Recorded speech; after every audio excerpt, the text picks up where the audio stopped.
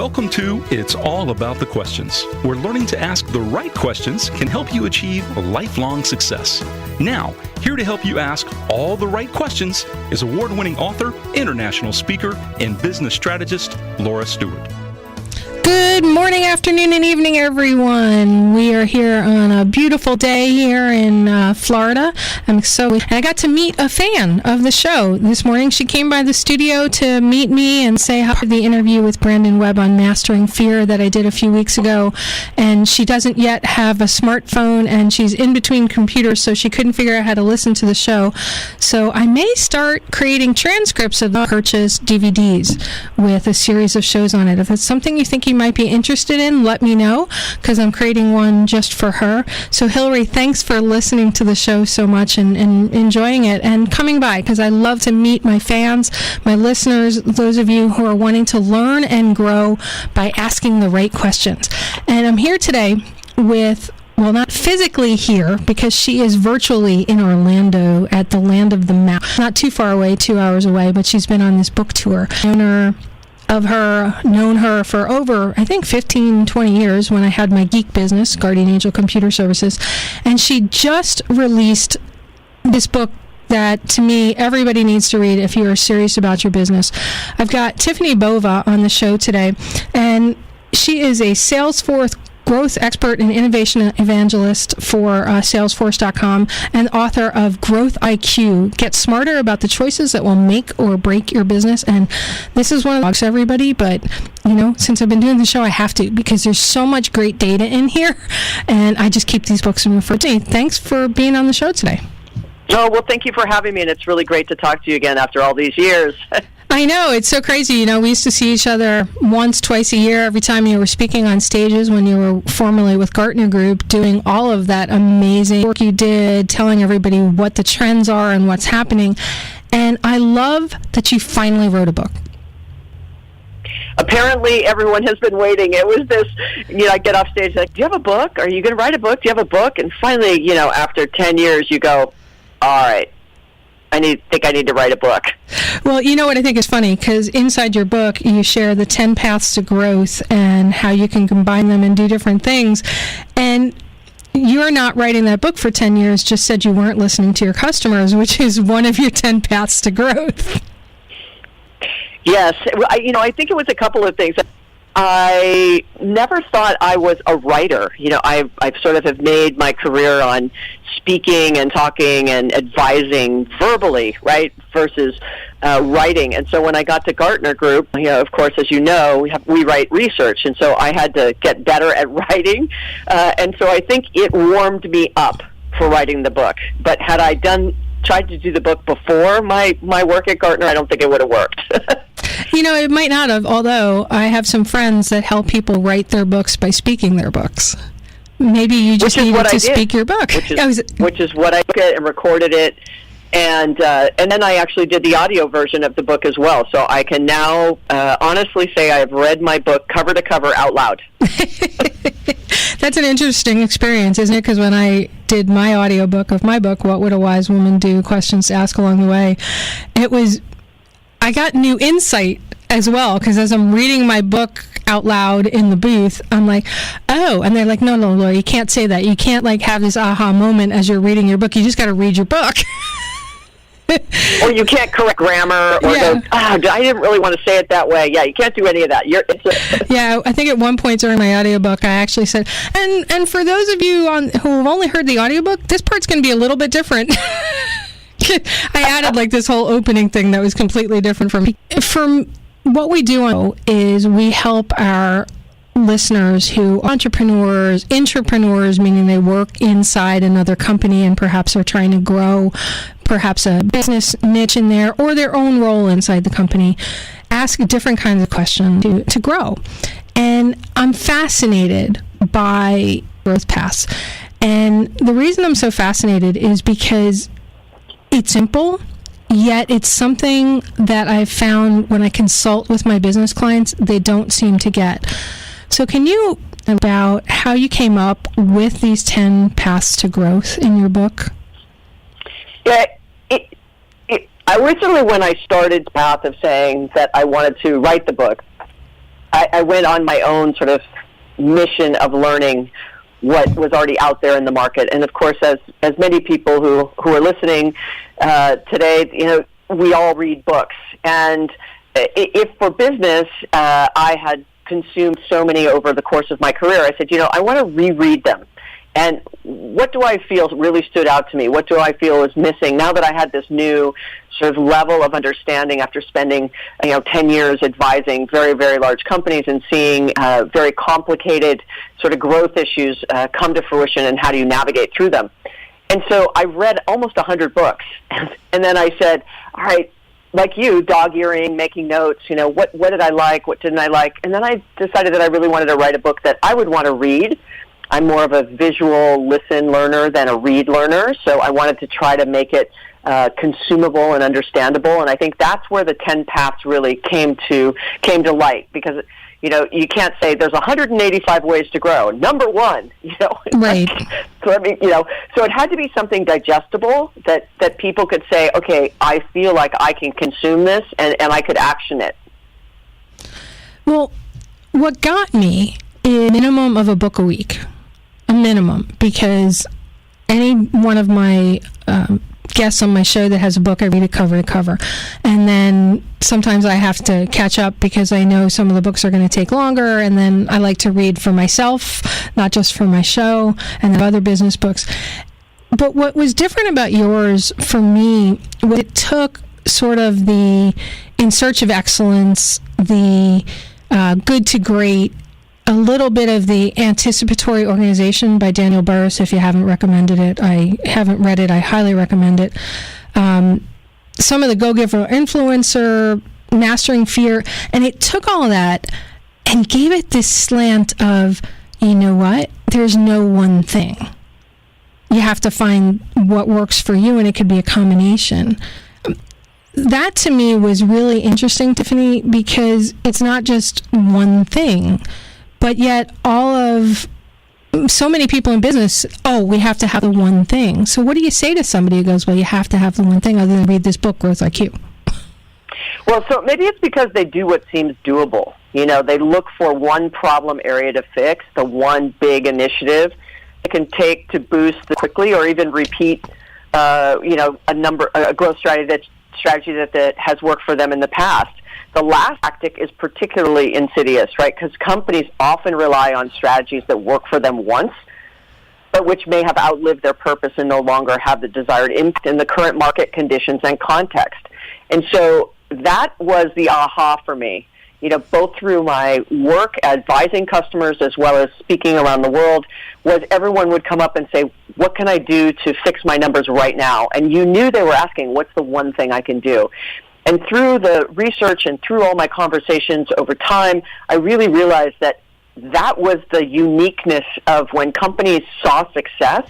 It was never just one thing. It was that they did the one thing that maybe the customer felt or realized or their competition was benchmarking, but there was a bunch of things that happened behind the scenes in combination with that decision, that people notice, that actually makes it more successful. And that was really the formula for the book.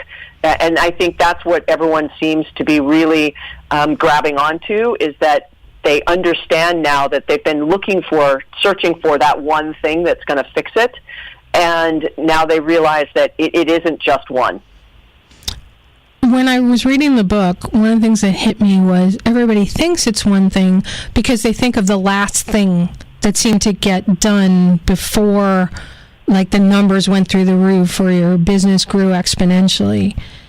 And that had never hit me before, TIffani, that we think of it as that last thing, right? When you lost something, where do you find it? The last place you look? Well, yeah, but there could have been 10 more places, and so the last place can always change. And your book began to show me that we need to stop thinking about that last thing and think about everything that led up to that last thing. Am I making sense? Yeah, and that's what I really called context in the book, and I think that's something that people miss as well. I mean, I've done a lot of projects with companies where they're like, I want you to go benchmark my competition because we want to make sure that we're doing everything that they're doing, or we want to understand why they're seeing growth. And that benchmarking project may tell them, what they're doing, but they're not giving what it didn't give usually was the context of the market, meaning that's something that's very unique to a particular company. What products do you sell? What customers do you sell to? What customers are attracted to your brand? What have your customers been telling you along the way that others would not know? Where have you seen price bands work, not work, promos work, not work? Like all that kind of context should go into your decision making, and that's something that other companies, it's impossible for them to replicate or even compare themselves against. And so your competitive differentiation is the context, and to your point, it is the last place you left your keys or whatever it might be, right? The last place you saw growth, but it's everything else along that that they cannot, there's no way they can have the same set of circumstances. All right, and with that thought, we're going to go to our first commercial break. We're here with TIffani Bova, author of Growth IQ, a book you really need to grab as soon as you can, everybody. We'll be right back. Hi, this is Elisa with Molinari Pools. We've been serving the smartest and greatest pool owners for over 22 years. Your family has a lot invested in your pool. Our family has a lot invested in you enjoying it. Our team of professionals includes Eric and Tommy, whose extensive knowledge, courteous service, and 4 decades of experience can solve your pool problems, help you save money, and navigate through whatever service issues arise. Mike and Andrew and our entire team of cleaning pros provide exceptional service so you can simply enjoy your pool. Let the Molinari Pools family serve yours by calling us at 772-778-2633 for all your swimming pool needs, even safety barriers. Again, that's 772-778-2633. When it comes to my eyes or the eyes of my friends or family members, who do I trust? Center for Advanced Eye Care. I have for 15 years now. Dr. Mallon, Dr. Schnell, Dr. Katz, Dr. Gadadade, Dr. Brannigan. Center for Advanced Eye Care. I wouldn't send you anywhere. I wouldn't go myself. Center for Advanced Eye Care. Skin cancer is no laughing matter. You should have a full body scan every year at Treasure Coast Dermatology with Dr. Tim Ioannidis over on 37th. That's right. Take care of yourself, and your skin will take care of you. Success comes from not only what you know, but also who you know. Welcome back to It's All About the Questions with award-winning author Laura Stewart. TIffani, before the commercial break, which my podcast listeners don't hear, but those of us listening live on iHeartRadio do hear the commercials, you were talking about context in your book and how important it is to know that your business isn't exactly like somebody else's business, and you need to sort of apply it to your own and take what you can and change it. I want to make sure that my listeners understand something what I think is very basic but important for the next part of our conversation. How do you define growth? Well, in this particular case for Growth IQ, I was very specific in top-line growth, so revenue, sales, not M&A, so not going out and getting new revenue by buying or purchasing another company or merging, so not from that kind of growth, and then not growth from cutting costs. So this was absolutely about top-line sales growth, if you will. That's how I defined it for this book. Okay, so then we take that with context, and then you have 10 paths to growth. I'm just going to say them really quickly. We don't have time for the length of the show to go to all of them, but customer experience, customer base penetration, market acceleration, product expansion, customer and product diversification, optimized sales, churn, partnerships, co-opetition, and unconventional strategies. And for everybody, go buy the book and you can get details on all of these. But one of the ones that really got to me, TIffani, and after I understood context as the way you did in the book, was this whole concept of combining paths to growth. And I think that's something that a lot of my listeners don't really understand. They feel like, oh, we have to go down one way, so we're just going to focus on customer satisfaction, or we're just going to focus on adding new customers, or I love co-opetition as well, working with somebody else to expand your market penetration. Can you explain to us about what you mean by combining growth paths? Sure. So if you think about what you just said, where you said we're just going to focus on customer satisfaction, let's just say, and so that would fit nicely into the customer experience path, which was path number 1 in the book. Is you cannot deliver a stellar or memorable customer experience or deliver strong customer service unless you also focus on the people and employees that you hire and the training and the systems and the tools that you deliver them. If you just stand up and say, we're going to focus on customer satisfaction and customer experience, and we're a customer-led company, and that's what's important to us, and everyone goes, okay, great, and they go back to their desk and they do the exact same thing they did yesterday, you're not accomplishing your goal. And so you either have to say, what does customer experience or customer satisfaction, what's that definition for us as a company? And then are we setting our employees up, our people, which are really a company's most important assets, are you setting them up for success? And do they have a need to deliver this exceptional experience to the customer? And so that's what I mean by the combination of the two things. One can't sit in isolation. I mean, at the end of the day, hopefully at the end of the book, people realize this interconnectedness of decisions that get made and the implications that it has in other parts of the company, and more broadly to the people who are actually delivering whatever it is that decision is from a growth perspective. So from a combination, you have to think about it that one thing rarely stands on its own, and we started this conversation with it's never just one thing, and that's why combination was such a powerful point I needed to make in the book.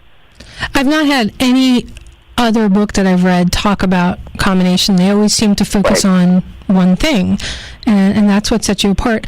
In the book, you share stories from some of the top companies in the world, some that are becoming incredibly successful, like Amazon, and others that were the icon in the world and are failing, like Sears.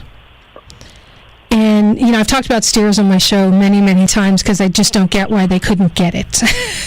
They owned the whole digital market before it was called digital. It was called their catalog. And then they couldn't make the leap. Why do you think it is that some of the companies can't seem to understand these growth paths and just completely miss it?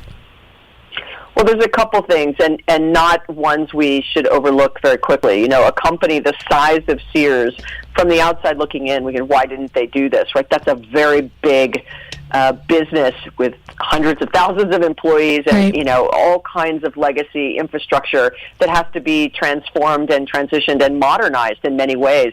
And that's very hard work. So there's definitely a slice of companies in the book that are new, that have been able to take advantage of a lot of the things that are available to us today, digital, the cloud, social, mobile, like the example of Kylie Jenner, building a business, $650 million with less than 20 employees in less than 3 years was absolutely due to the power of social media, social marketing, social networking. And you couldn't have done that 10 years ago or 20 years ago. It wouldn't have been possible. So I wanted to give a slice of companies who are well established with big assets and how they've either struggled or persevered, as well as ones that are new. And so if you're listening and you're a business that is relatively new, you should be completely maximizing and taking advantage of all the things that are available to you today that maybe your competition who started 10 or 15 years ago did not have at their disposal. You don't have all those assets that you need to worry about. You have started hopefully leaner than they have and are able to drive change much more quickly and be much more agile. And so I wanted to give those two scenarios, two sides of the coin of it's a net new business or it's one that's established. And Sears clearly is very established. I mean, I think the catalog, to your point, was absolutely the first Amazon catalog. And a lot of things Sears did, it's just Amazon did it in the cloud and did it with smartphones and tablets and books and, and did it with Echo and Alexa, not Maytag and hard batteries, right? I mean, there's a lot of similarities between what they did, but I'm going to go back to it was the context of the time of when Sears grew up versus when Amazon grew up. So that's not something we can take lightly. Do I think they made mistakes? Obviously. I think that the market has shown that they've made some mistakes. But I also think they did some things right. I just think that they fell under the weight of just their sheer size. Do you think that management has a lot to do not just with Sears, but with other companies that can't seem to pivot when the market is going, and they can't seem to shift from the growth path that they've been using to something else as the market's changing? Yeah, so challenges to growth have multiplied, no question. And the problem is that too many companies respond with a strategic business model and forget about the mental model. Growth strategy is a thinking game that works when you have the right mindset to inform the when, where, and why of every strategic move you make. And so in this case, for me, Growth IQ is a lot to do with this mental model transformation, so you can then rethink the business model. Going back to the Sears example, that was a mental model mistake, not a business model mistake. I think that there were things that they could have done had they been willing to understand the context of the market had changed, the customer and buyer had changed, that people weren't interested in potentially going to, a huge retail establishment, that they wanted this balance between online and offline, and they wanted smart, and they owned the home, they owned the kitchen, they owned appliances. They could have owned the smart home for sure. They just didn't make the right decisions, and that's much more about the mental model, which goes to your point. I know when I had my tech company, I didn't always pivot when I should have. I was just like, okay, our customers seem to like this, and we hit a flat couple of years of no growth whatsoever. And it took a while for me to see that we needed to make some shifts in our strategies. But it seems so easy to not see that. And when I was reading your book, I realized, oh, those are my warning signs that I didn't see. So before we go, actually, we're going to head out to our national news break, and I don't want us to get cut off. So I'm going to pose this to all of the listeners that are listening live. If you're listening on the podcast, I want you to write this down and think about this. As we go into national news, think about does your business look like right now? Where do you want it to be? And are you flat? Do you need to think about a different growth strategy? We'll be right back with more from TIffani Bova, the author of Growth IQ, Get Smarter About the Choices That Will Make or Break Your Business. And I've known TIffani for, 15, 20 years on stages. I highly recommend this book, but we'll be right back. Welcome back, everyone. If you're listening to us live, you just heard the national news. If you're listening to us on podcast, it was instantaneous, as you know. I say this all the time because I cut out the commercials in the national news, so you just get me and my guest for even longer. So it's very exciting. I'm here with TIffani Bova, if you're just joining us, author of Growth IQ, Get Smarter About the Choices That Will Make or Break Your Business. And my regular listeners know that I only have people on whose books I've read and I really believe in what they're talking about, and that get introduced to me by people I know. And I happen to know TIffani from many, many events. I never had the opportunity to share a stage with her when I've done speaking, but she's just one of those rare people who has amazing insights. I love the way she thinks because she thinks so strategically, and like Daniel Burrus, she seems to anticipate the trends that are going to be happening. So TIffani, we were talking about this whole idea of combining different paths to growth and how people don't always see the forest through the trees, right? So they're sort of looking at their business and going, well, I'm flat. Our growth isn't expanding. I have to do something right now. How does somebody learn to look at what's going on in their business? What should they be monitoring so that they're not in that, oh my gosh, where growth is flat or it's declining? What do I do? I have to cut costs. There's got to be a better way, and I know you talk about it in the book. Can you share your thoughts around that? Yeah, unfortunately, the statistics are just against all of us in the sense that I think it's in the middle 80% range that all companies will go through a growth stall at some point, and only a small percentage will recover. And so you should just, even if you're growing now, which is something I mentioned in the book, this is the best time for you to look for what's next, because you're coming from a place of power versus a place, as you just described, right, panic, like, oh my goodness, like we're in a stall, what do we do, what's the one thing, versus coming from a place of strength. And so if you're growing, anticipating and looking out across the market to say, going back to context, like, who are my customers today? Will that be changing? Am I not capturing millennials as an example? Do I want to be, and why aren't I? Is it because, what's the reason? Or, is my customer base aging with me, and so what do I have for them next? One of the examples in the book is the Honest Company, and Jessica Alba, had a product that was diapers, but that's a short-lived customer because they only need diapers for a set amount of time, which means at the end of that, you're either not going to sell them anything, or you better start expanding your product so you have something to sell them when they no longer need diapers. So at the end of the day, that's this making sure that you take the time and going back to this mental model.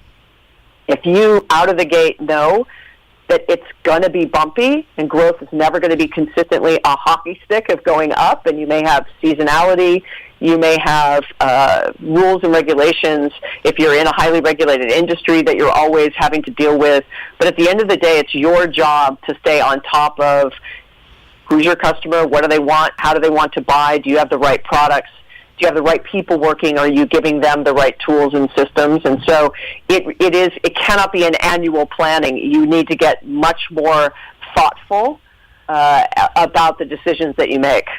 Okay, so what are some questions that businesses, my listeners, can start saying to themselves before the growth stall or fall happens to get to think? Yeah, fantastic question, because I tell you that the book originally had questions actually at the end of each path. So it was kind of like a Monday morning huddle, so here's the set of questions, take it to your team meeting, ask everyone the questions, go away, get the answers, come back, and then maybe the path would have different meaning to you. And the funny thing when I said I wasn't really a writer is the book got too long, so we had to cut some stuff out. So what we ended up doing was we're making it an ebook that'll be available on TiffaniBova.com/growth-IQ, and so it'll have all the questions there. But ultimately, you're right. This is about a set of questions, and it goes back to that context. And even if you start at the basics, who are my customers? Why do they buy from me? And just those two questions. Then I would follow that up with, do you have a way to actually capture that information? So, of course, I work at Salesforce.com, so we're a very large customer relationship management, CRM, sales and marketing company that powers a lot of the businesses on these very questions. But you have to have something. So there has to be a way for you to capture customer information. And right now, data is king or queen. And you have to be able to know that information, and not just in your head, because you want people to be able to action it based on the things that you know about them. Okay, so what kind of things do you want to know about your customers then? Well, so like I said, why are they buying from you? Did they choose you because of price? Did they choose you because of value of the product that you offer? And so if people answer, well, they chose us because of price, that's a very tough road, because if you think that lowering price is the way you keep capturing customers, at some point you're going to get into a problem where you're selling it for less than the profitability of the company can handle. So, I'd start with what is the price? And then when I say who is your customer, I mean it much more systematic. So not, is it men or is it women? Are they Gen X, Gen Z, baby boomers? Is that what it is? Are they retirees? Are they avid readers? Because, let's say you're selling books. Do they like coffee in the morning? So you've got a coffee shop. Do they also want scones with their coffee and you're only selling coffee? So are you leaving things aside and are you opening the opportunity for someone who has donuts and scones down the street to give coffee, and now you've lost that coffee customer to them because they actually wanted scones. And I'm oversimplifying, but it always needs to be this curiosity of why your customers buy from you and what makes you different in the marketplace. And then, of course, there's 50 other questions. But if you can't answer the most basic of who your customers are and why do they buy from you, and I don't care if you're selling donuts or you're selling jet engines and everything in between, at the end of the day, that's the first question that many people do not know the answer to. And I always find that fascinating that people don't know who their customer are and why they might want to buy from them, because it seems so intrinsic to business, but yet so many people become accidental business owners, as I call them. They just knew something and somebody's like, oh, hey, I could use what you do, and you kind of grew accidentally. There was no planning involved.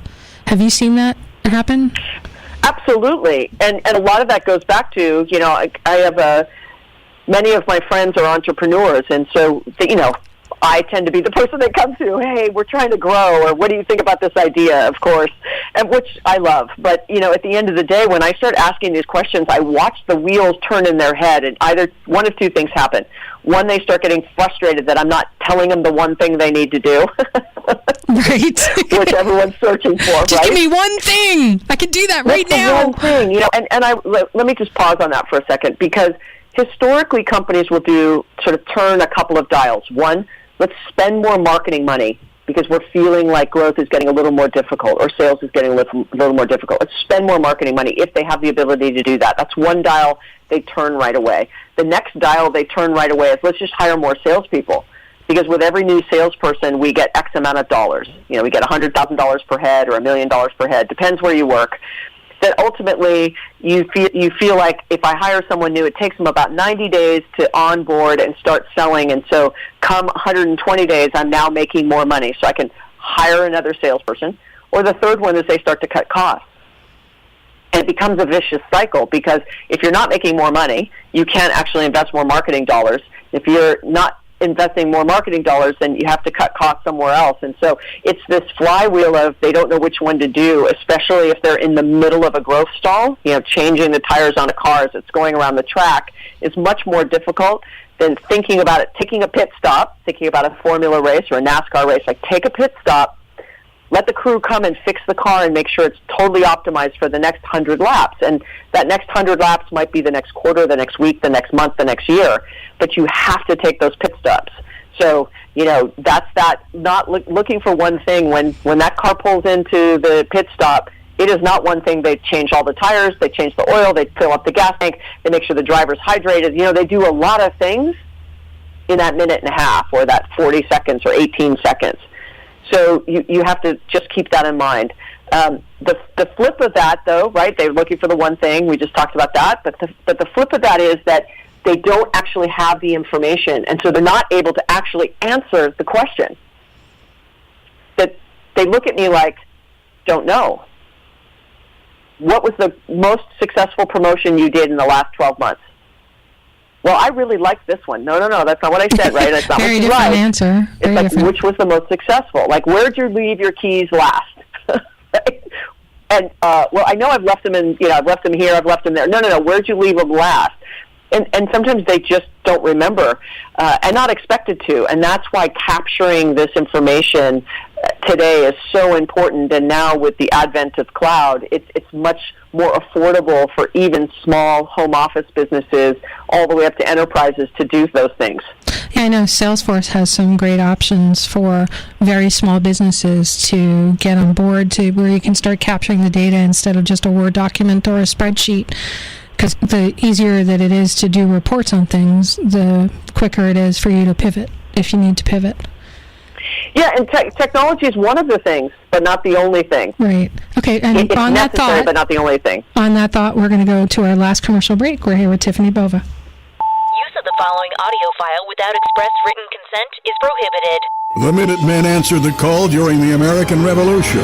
Now, Minuteman Press answers the call with custom print and design services designed to promote your business like nobody's business. They lead the charge, but never overcharge for great design, promotional materials. Minuteman Press in Vero Beach and now in Port St. Lucie. Ready to answer the call. Google Minuteman Press or visit pslminutemanpress.com. Spinnaker Suds and Shine Car Wash is open 24/7. Try their brand new ShineTech Soft Wash. Your car will never want to leave. Thursday is Ladies' Day. Take $2 off the new ShineTech Soft Wash. Spinnaker Suds and Shine on 12th Street between Old Dixie and US 1 in Vero. Spinnaker Suds and Shine. Google it. If I told you about an individual who owns his own business in town here and does a great job when it comes to home theaters, house music, cabinetry design, video, surveillance, simplified control solutions for your entire house, Sunshine Audio Video, Paul Tanner. He's the owner, designer, and he is fabulous. You can, of course, go to sunshineeav.com or call him at 240-2663, 772-240-2663, featuring Elite by Pioneer and Denon by Marantz, True Audio, Samsung. He's fantastic. Sunshine Audio Video, celebrating 20 years of consistently exceeding client expectations. Home theater, house music, cabinetry design, video surveillance, simplified control solutions for the entire house. He's fantastic. Paul Tanner, owner, designer, 772-240-2663, 240-2663, Sunshine Audio Video. Success comes from not only what you know, but also who you know. Welcome back to It's All About the Questions with award-winning author Laura Stewart. I need a 2-hour-long show, everybody, because I have so many more questions. TIffani, we talked about context. We talked about combination. What we didn't talk yet in your book is about sequence, how important it is to do certain things in a certain sequence for the greatest success.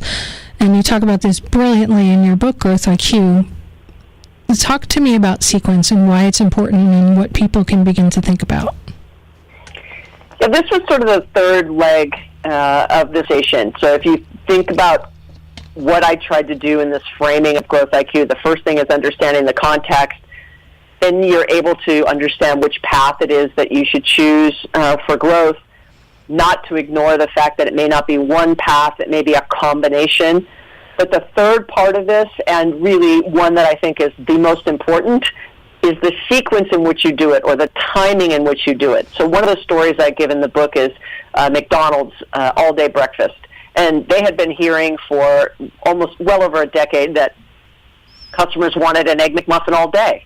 And they just didn't do it. And they didn't do it for a number of reasons. It wasn't because they just didn't want to listen to their customers. It was a lot of operational things that needed to happen in order to make that a reality. And so here they were in a long-term growth stall. It's been a number of years, and so they made the decision to open up all-day breakfast. So they could have just done it Friday, made the decision Monday morning, said we're going to do a major national ad campaign, and we're going to offer all-day breakfast. And it would have completely failed. Number one, the kitchen couldn't have handled it. The grill needed to be changed. They actually needed a second grill. There was all kinds of things that they needed to do to reorganize the kitchen, retrain the staff, reduce the menu because the menu had gotten heavily inflated, which was slowing down the lines, and customer satisfaction was being impacted, which we talked about a little bit ago, right? You just can't look at one thing. It's this combination of things. So they needed to combine all those things at the same time, fixing the kitchen, reducing the menu, retraining, in order to launch the all-day breakfast. So when they did it, it had to come after they had done those other things. Had they done it before, it would have failed. So that's a very quick and easy example about sequence and why it's important. Yet, one of your paths to growth is unconventional strategies. So if you're doing something completely unconventional, like nobody's ever seen before, sort of like how Red Bull became so big, and even Amazon, they were doing stuff that nobody had ever done. Daniel Burris talks about anticipating the new environments that are going to go on. How critical is following a set of sequences if you're trying to be completely unconventional? Does it still prove out? Yeah, well, that depends. If you are a company of size, then you could potentially pilot something unconventional to see how it would be received by the market in a target market. So it could be regionally, like we're only going to try it in this. I mean, as you see with fast food chains, where they'll try a particular meal in a particular market for a period of time and test it. And if it works, then they'll say, okay, well, should we go national with this, or should we just leave it in this regional decision? And so if you're large enough to do those kinds of tests, then I think unconventional works. If you're really small, would I advise you to bet the business on something unconventional? I wouldn't. I would tell you to find growth in what you're doing right now, if you can, in some way, and it could be changing paths, it could be combining it differently, could be slowing down a little bit so that you can ultimately speed up. Get a little bit more momentum behind you so that you can get some extra money and extra funds in order to test something. But to just bet the business on unconventional, if you're in a growth stall, is a little risky for me. Okay. So looking at the paths, and I know we kind of touched on this at the beginning of the show, how do you know when you're in your business when to say when on the path you're on? I know we talked about it, but I want to make sure we talk about this a little bit further, because so many of my listeners, including myself in different areas of my business, we just think, I have to stay on this, but you don't know when to say it's not working or it's at its limits at this point. We need to pivot to something else. Yeah, that's why understanding the data and having the information. So if you say, we've been selling this for, $5 for the last 3 years, and we sell about 100 a week. I'm just, making up an example, right? And all of a sudden it's 98 a week, and it's 95 a week, it's 92 a week, and it's 90 a week. And you're like, okay, let's make it 450. And then it's 95 a week, and then it's 89 a week, and then you make it $4. And, the moment it started to go from 100 and you literally start to see a consistent decline, that's that signal that, maybe that's not the right price, maybe it's not in the right place in the store, maybe we don't have the right promotion around it, maybe it's not the right product anymore.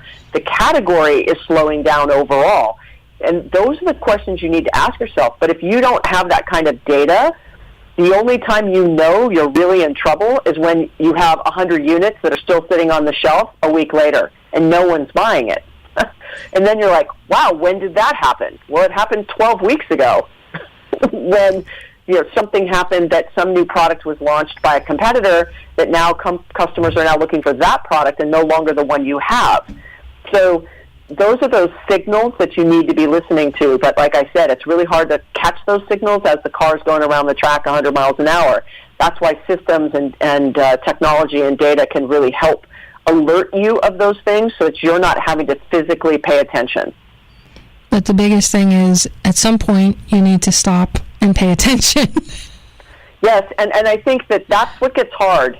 It is absolutely the responsibility of an owner, of a leader, and this goes back to the mental model, to find the time, daily or at least weekly, where you're reflecting on what are the things that are going on in the business. Really look at the numbers. Talk to people. Go talk to the front line, meaning your sales or your customer service reps. Go meet with customers. There's nothing more valuable than meeting with customers and hearing it from them directly. Meeting after meeting after meeting after meeting, that's not running a business. That's not running a team. That's not running an organization. You have to have time to actually do the work and to pay attention to what's happening. We're getting really close to the end of the show, so I want to make sure we share, because I've had some people on my cell phone going, hey, where do we get her book, and how do we reach out to TIffani if we have any questions or follow-up? So share how people can get Growth IQ and how they can reach out to you. Well, I've been really fortunate to work with a fantastic publisher and portfolio, and my book hopefully is almost everywhere. So it's at retailers across the country. It's also in London and the UK, and it's kind of in the Commonwealth, if you will. But then you can get the Kindle version of it. You also can get the audio version of it, which is my voice reading my book, which was an interesting process. And then you can follow me on Twitter. I'm fairly active socially at TIffani_Bova, and connect with me on LinkedIn, or TiffaniBova.com has got a bunch of information as well. Okay, and you've got that other portion of the site just for the book, TiffaniBova.com/growthiq, correct? Correct. All right, because I know you said you're going to put a lot of questions up there, and since this show is all about the questions, I love questions that get people thinking. So me too. Yeah, I know. Isn't that so much fun? I mean, it just really triggers the thought processes. Last thought you'd like to share with my listeners? That, I think that I would love everybody who's listening that has felt a little uneasy about growth to just know that they're not alone, that this is a very common problem from very small organizations to the largest companies in the world. Business is just more complicated and more competitive than ever, and so it really is up to you to take the time to figure out what's the best way for you to navigate the future, and hopefully Growth IQ will be the way to help you do that. And I think it totally is. My copy's totally dog-eared. I think it's a book that everybody should be reading. It even applies to life in a lot of ways. It's some of the same philosophies, but if you have a business, everybody should get Growth IQ. So I really, really want to thank you for being on the show with me today, Tiffani. Oh, well, thank you for having me. This has been an amazing journey, and it's been so fantastic that people from, a decade, 15, 20 years ago are still willing to support my work. So I just appreciate you and appreciate you for having me on the show. One of the things I miss about still owning my tech company is getting to hear you on stages as often as I used to, because you always challenged me to think differently. And I think that's what it's all about, really, is having to think differently. If you want to grow your business, don't just get stuck in a rut. Absolutely. Absolutely. All right. Well, thank you, everybody, for being here listening to me again. Tiffani Bova, who I've known for a long time, finally wrote her book. And okay, I'm just hearing that the clocks were wrong, and I've got 3 minutes left. So Tiffani, I thought I had 30 seconds, and no, now Mr. B is saying 30 seconds, not 3 minutes. It's one of those days. It's live radio, everybody, so you never know what's going to happen. Here's what surprised me about this book. It challenged me in a way I hadn't before, and made me actually think back to stuff that was going on in my business I hadn't seen before. So I love that about a book, when it even makes you think back in the past to how you can improve your future. Remember, everybody, the right questions can change your life. So what are you asking today? Have a great day, everybody. You've been listening to It's All About the Questions, starring Laura Stewart. Connect with Laura at it'sallaboutthequestions.com and download a free workbook that will help you ask better questions starting today. Everyone, hug someone you love, and most of all, grow.